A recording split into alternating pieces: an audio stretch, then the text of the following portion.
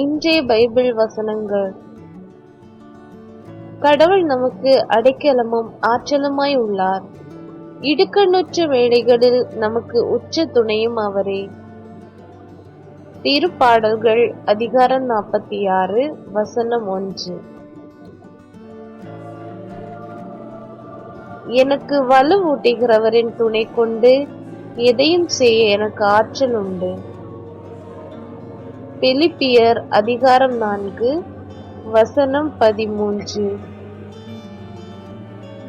இறுதியாக நீங்கள் ஆண்டவரோடு இணைந்து அவர் தரும் வலிமையாலும் ஆற்றலாலும் வலிவூட்ட பெறுங்கள்.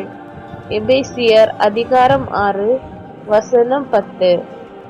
அவர் சோர்வுற்றவருக்கு வலிமை அளிக்கின்றார், வலிமை இழந்தவரிடம் ஊக்கம் பெருக செய்கின்றார். எசாயா அதிகாரம் 40 வசனம் 29.